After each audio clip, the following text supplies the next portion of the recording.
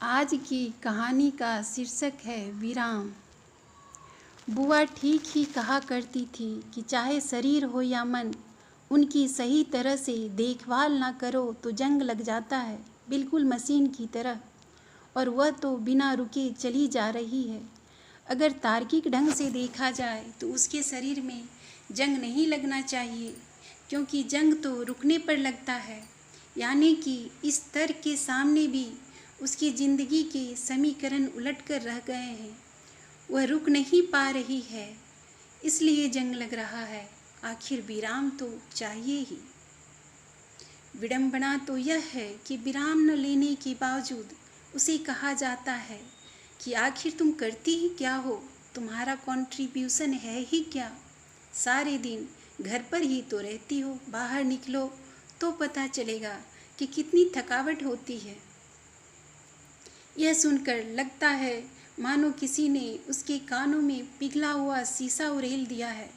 जिस इंसान को उसने बगैर अपने बारे में सोचे अपनी जिंदगी के 23 साल समर्पित कर दिए हों, उसके मुंह से यह सब सुनकर उसे लगता कि जैसे वह चली गई है। उसका सारा विश्वास, प्यार, सच कहा जाए तो सारा गुमान धराशायी हो जाता। इस इंसान के साथ 7 फेरे लेकर उसने अपनी एक नई दुनिया बसाई थी, तो उसी पल उस पर आंख मूंदकर विश्वास कर लिया था। वह जैसा जैसा कहता गया वह करती गई। सवाल उसके मन में उठते थे, बहुत बार विरोध करने की भी इच्छा बलवती हुई, लेकिन तब तक उसके बीच बिहान आ गया। पति कौशल से 2 बोल प्यार के सुनने को तरसते उसके कान, और कुछ सम्मान की आशा में हर बार सपने संजोती उसकी उम्मीदें जब लगातार उसे धोखा देने लगी, तो उसका केंद्र बिंदु बन गया उसका बेटा बिहान। बस इसी कोशिश में वह कौशल का टॉर्चर और ब्लैकमेलिंग एटीट्यूड सहती रही कि उसे बिहान को एक अच्छा इंसान बनाना है। उसे कौशल की स्वार्थी सोच और पैसे को ही सबसे बड़ा रिश्ता मानने के अहंकार से दूर रखने की जिद सी आ गई। तुझे अपने पापा जैसा नहीं बनना है। बिहान जब छोटा था तो वह उसे अक्सर कहती।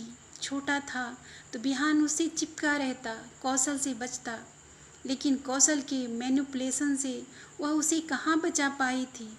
कौशल जान गए थे कि उसे बस में करना है तो बिहान को अपनी मुट्ठी में करना होगा, क्योंकि जैसे राजकुमारी की जान तोते में बसती थी, उसकी माँ की जान भी उसमें बसती है। बिहान को एक सुखद भविष्य देने के जुनून में वह जाने अनजाने उसके प्रति कठोर होती गई। डिसिप्लिन में रहने और सिस्टमेटिक बनने का पाठ पढ़ाते पढ़ाते वह कई बार उसके प्रति बहुत कठोर भी हो जाती। बस यही भय उसे सताता रहता कि कहीं बिहान भी अपने पापा जैसा न बन जाए, जिसे ज़िंदगी में एक सिस्टम को न फॉलो करना और बीबी की बात बात में खिल्ली उड़ाना आत्मतुष्टि देता हो, जिसके लिए बीबी का मतलब खाना बनाने वाली मेड से ज़्यादा कुछ ना हो। जब खाएं उससे पहले ही सब्जी छौंकी जाए और गर्म गर्म रोटियां सर्व की जाए। पहले बनाकर रखने का मतलब है कि तुम आलसी हो, तुम्हें कुछ नहीं आता। जैसे सुपीरियोरिटी कॉम्प्लेक्स इंसान को भ्रमित जीवन जीने को मजबूर करता है, वैसे ही इंफीरियोरिटी कॉम्प्लेक्स भी इंसान को उलझाए रखता है। फर्क इतना है कि सुपीरियोरिटी कॉम्प्लेक्स में इंसान अपने को बेहतर साबित करने के प्रयास में दूसरे को हीन दिखाने की कोशिश में लगा रहता है, जबकि इंफीरियोरिटी कॉम्प्लेक्स में इंसान अपनी हीनता छुपाने के लिए दूसरे को कमतर दिखाने की कोशिश में लगा रहता है। जब कोई भय जुनून बन जाता है तो शायद उसका चेहरा ही बदल जाता है। उसका असर नकारात्मक भी हो सकता है। तब यह बात कहाँ सूझती है, लेकिन उसके साथ ऐसा ही हुआ। वह तो बिना विराम लिए अपने जुनून के साथ आगे बढ़ रही थी, घर गृहस्थी को संभालते हुए हर संभव कोशिश के साथ कि चलो एक दिन तो सब ठीक हो जाएगा। पर कौशल के इंफीरियोरिटी कॉम्प्लेक्स ने उसे डिवाइड एंड रूल करने को उकसाया। वह बिहान को सलीके से जीने का पाठ पढ़ाती, उसे व्यवस्थित रहने और पढ़ाई में ध्यान लगाने को कहती, तो दूसरी ओर कौशल बिहान से कहता, मस्त रहा कर, ज़्यादा करीने से चीज़ों को रख कर क्या हो जाएगा। रही बात पढ़ने की, तो अपने को परेशान करने की आवश्यकता नहीं है। कहीं कुछ नहीं बन पाया या नौकरी नहीं मिली तो भी क्या फिक्र है, मेरा बिजनेस तो है ना, पापा बेटे मिलकर संभाल लेंगे। तब वह चीख पड़ती, कौशल, वह इंजीनियर बनना चाहता है, उसे बचपन से ही शौक है। देखा नहीं कैसे हमेशा पेचकस और बाकी के टूल्स लिए घूमता रहता है। उसे उसके लक्ष्य से भटकाओ नहीं। मैं नहीं चाहती कि वह तुम्हारी तरह बिजनेस करे। उसे आईआईटी की तैयारी करने दो। तुम कितनी क्रूर हो, बहुत अत्याचार करती हो उस पर, हर समय पढ़ने के लिए कहना क्या अच्छी बात है। जा बेटा, तू कंप्यूटर पर गेम्स खेल जाकर। बिहान को वह इस तरह समय बर्बाद करने से रोकती तो पहले तो वह मान जाता था, पर धीरे धीरे कौशल की सह पाकर वह विद्रोही होने लगा।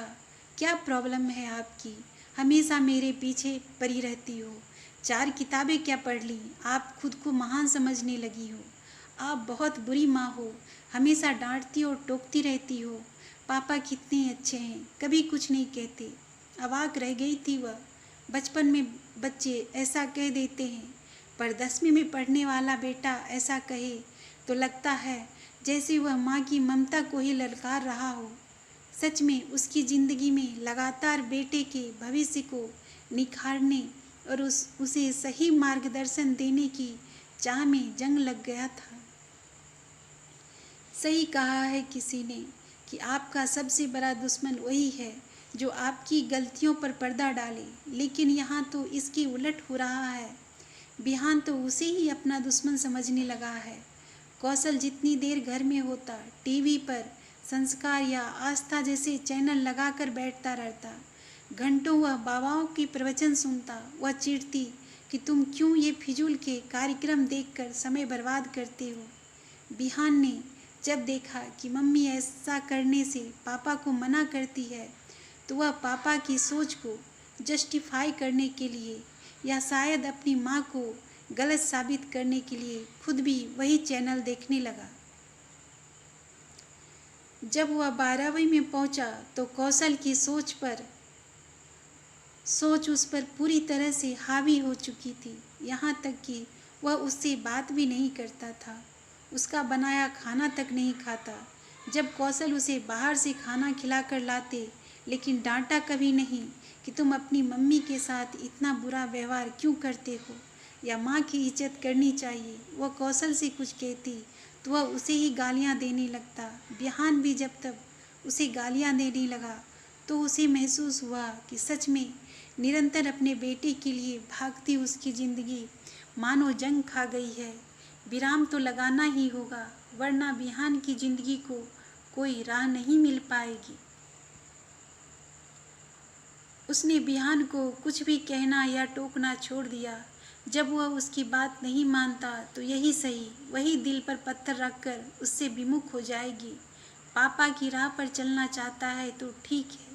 बची हुई डोर भी हाथ से छूटते ही बिहान के तो जैसे पर निकल आए। वह बिल्कुल बेकाबू हो गया। पढ़ाई लिखाई सब ताक पर रखती।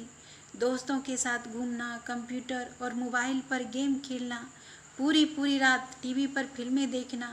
वह चुपचाप सब देख रही थी कि कौशल उसे कुछ नहीं कह रहे हैं, बल्कि उसकी मांगों को पूरा कर रहे हैं। कई बार उसे ताना देते, क्या हुआ तेरी माँ आजकल तुझे कुछ कहती नहीं? लगता है उसका सारा जोश ठंडा पड़ गया है, या फिर अनुशासन में रहने का बुखार उतर गया है। 12वीं के बोर्ड एग्जाम का पहला पेपर और बिहान 9 बजे तक सो रहा था। उसने एक बार उठाया तो जोर से उसने उसका हाथ झटक दिया। 10 बज गए, लेकिन वह पेपर देने ही नहीं गया। उस पल उसे लगा कि वह हार गई है। सारे सपने चूर चूर हो गए थे। उसका बेटा कभी ऐसा करेगा, कल्पना से बाहर की बात थी। कौशल को भी धक्का लगा था। जैसे तैसे उन्होंने बिहान को जगाया। घर का माहौल तनाव से भर गया। पूरे घर में सन्नाटा सा छा गया। हर किसी के मन में यही सवाल उठ रहा था कि आखिर गलती कहाँ हुई। बिहान को अपराध बोध और पश्चाताप हो रहा था। वह अपने व्यवहार का आत्मविश्लेषण करने लगा। तब उसे एहसास हुआ कि मम्मी ने उसे सही राह दिखाने की कितनी कोशिश की, पर पापा के सह के कारण वह बिगड़ता चला गया। जब कौशल ने बिहान को समझाने की कोशिश की, उसने अपना पूरा साल खराब कर लिया, तो वह उन पर ही ज्वालामुखी की तरह फट पड़ा। पापा, आप जिम्मेवार हो इन सब के। मम्मी मुझे समझाती थी तो आप मुझे कंप्यूटर खेलने के लिए उकसाते थे। खुद कभी ऑर्गेनाइज्ड नहीं रहे तो मुझे भी अपने जैसा बना डाला। आप सचमुच बुरे हो और सेल्फिश भी। मम्मी को नीचा दिखाने के चक्कर में आप मेरे जीवन से खेल गए। आई एम सॉरी मम्मा। काश आप मुझे डांटना न छोड़ती। बिलखते हुए बिहान को उसने जब सीने से लगाया तो लगा कि उसकी ममता तृप्त हो गई है। बेटा, एक साल खराब होना इतना इम्पोर्टेंट नहीं है जितना कि उसकी और अपने जीवन की कीमत समझ लेना।